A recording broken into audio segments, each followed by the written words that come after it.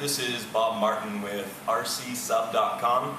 Wanted to take a couple of minutes and show you a little bit about the Engel Master Scale Typhoon kit out of Germany.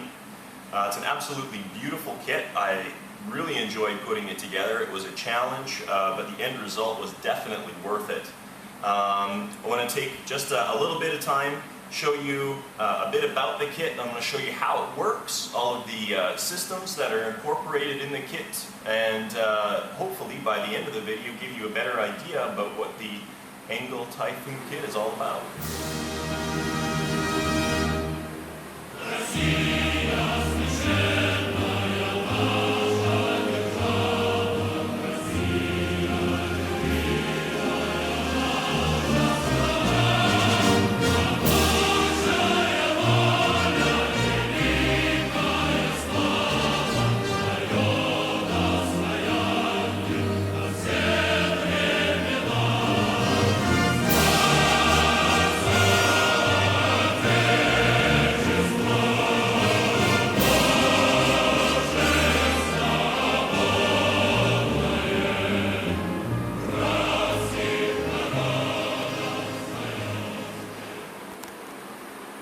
Okay, here's a little bit of an overview of the general hull arrangement as I set it up.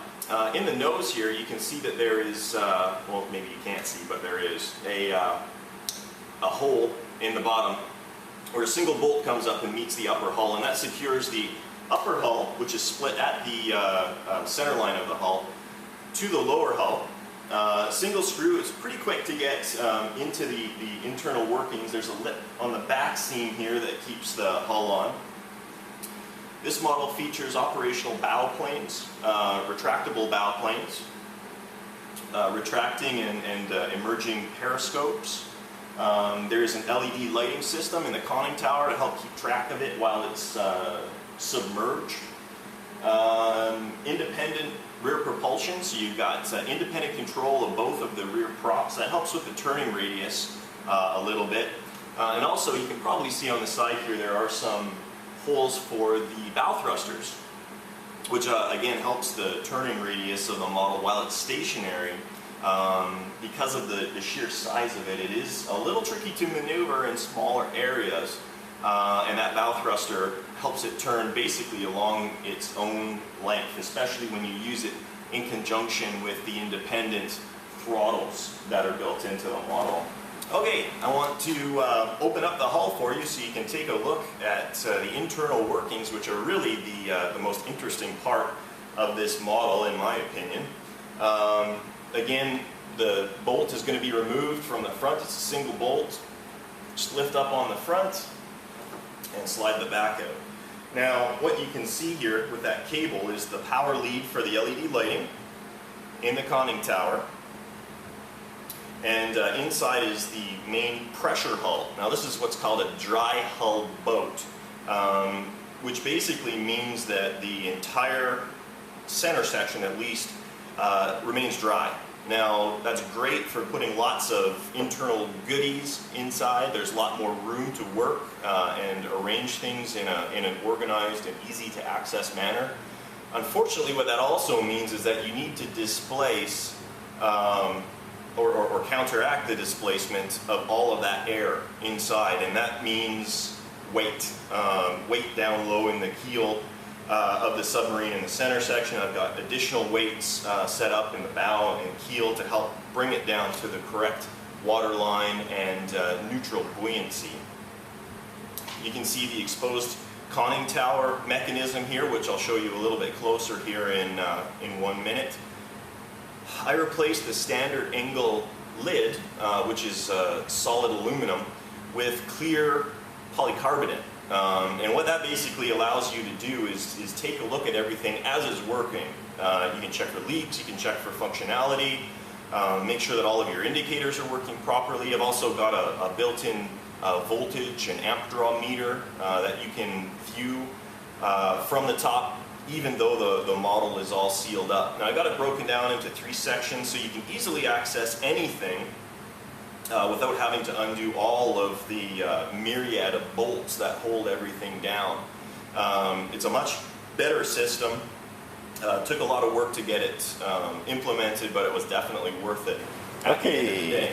We're a little closer in now, so you can see what's going on. You have to pardon my weights. These are simply for trimming purposes. I put them in there to figure out how much weight I need to get it down to the proper water line. Typically what I do is I get the weight, and then I'll pull it out, pour it into proper molded forms, and then reinsert them into the model.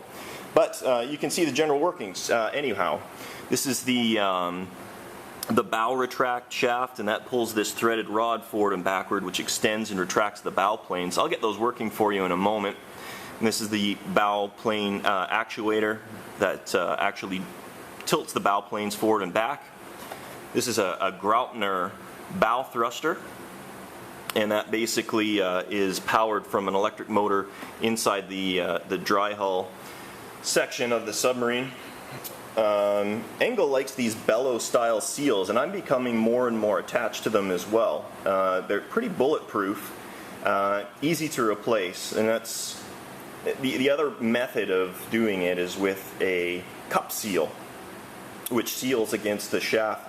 It's a little bit more precise, a lot less binding, but like I said, these bellow seals are cheap, easy to replace, and very effective.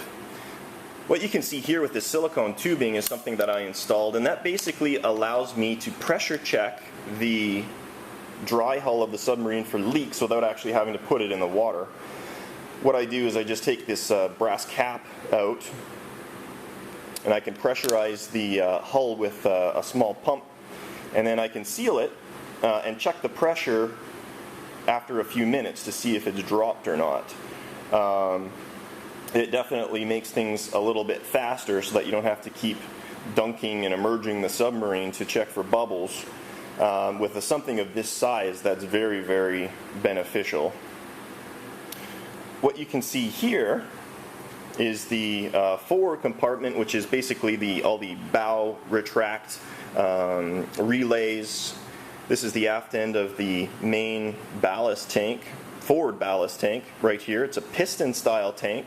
Allows for very precise control of your ballast system.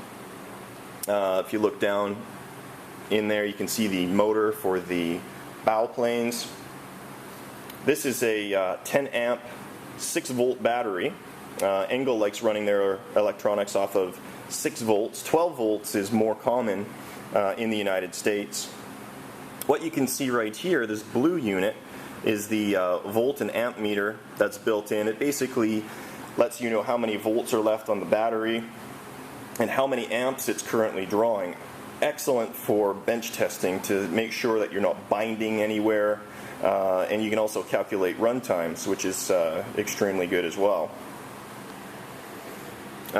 Inside here you can see the dive system controller. This is the T-Max dive system by Engel. This is the periscope system. This is the Generation 2 periscope system, which is a belt-driven system. It's much better than the first version that Engel put out, which tended to bind. It only ran off of a single worm gear, and it would tend to tilt and bind up, which obviously not very good to have happen. Here's your aft ballast tank, your 2 main drive motors, underneath of which are the 2 speed controllers. We're getting into the back here. We've got your dive plane and rudder bellow seals and the 2 main drive shafts here. I'm going to see if I can show you. You can't see it very well, the internal workings, but there is a lot of room to work with inside.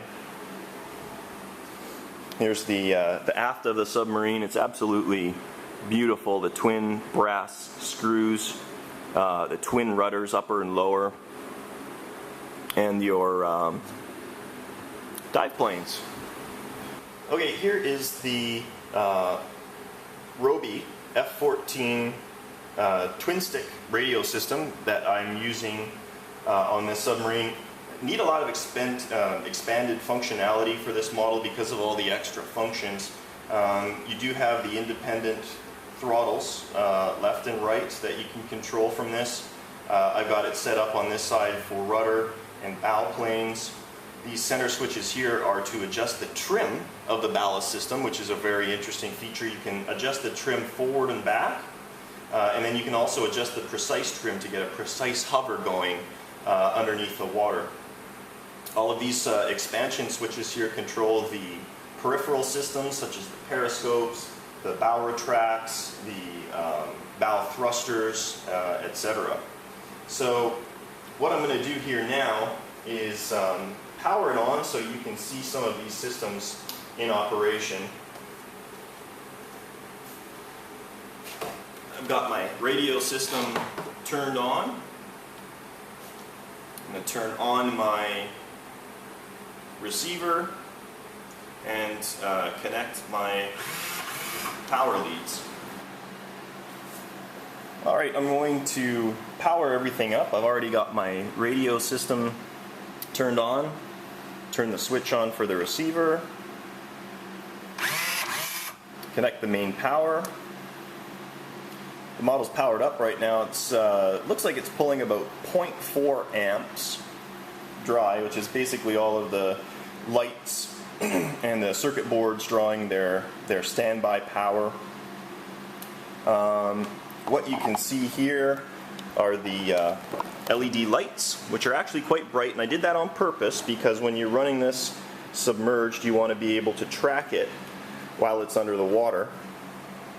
Right here you can see the digital display working for the voltmeter and the current draw. So what I'm going to do here now is show you the functions in operation. We're going to take a look at the back there. You've got the propellers and the controller.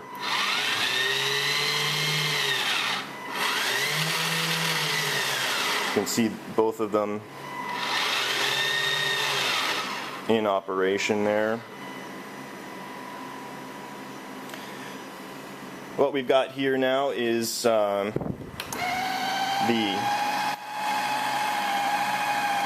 bow retracts.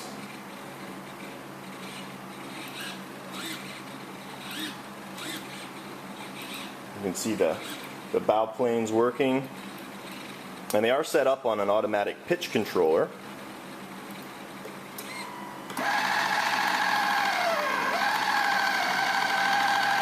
Right here we've got the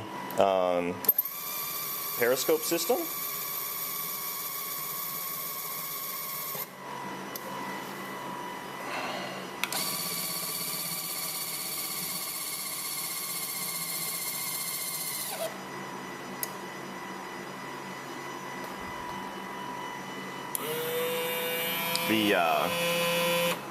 I'm sure you can hear it there. The bow thrusters in operation. Those are the main functions of the submarine. And what I've also got here are the ballast tanks. I'll fill them.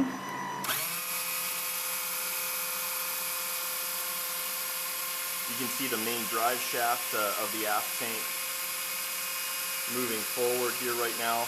Both of the tanks are moving in tandem at the same time. Very, very smooth operation, and it's very, very interesting to watch in operation. It's a very slick system that Engel has put together. It's very complicated, but once you get it working, it works extremely well. What you can see on the side of the pressure hull here is the outlet or inlet for the ballast system. A few little spurts of water coming in there from one of my testing sessions. On this side, you've got the overpressure sensor, which basically is a fail-safe. If the pressure sensor detects too much pressure, i.e. the model is too deep, it automatically blows the tanks and brings it up. Right here are the leads for the lighting system. These are waterproof connectors. They can be screwed in and removed, so you can take the upper hull on and off and move it out of the way if you need to. But you have to keep this this tether obviously connected to the upper hull to power the lighting system on the upper hull. All right, what I'll do here, I'm going to show you. This is the access panel for the center section, the area that you probably get to most, turning the model on and off. The way I've got these held down are with some thumb screws. And it makes getting in and out a lot easier when you don't need to use tools.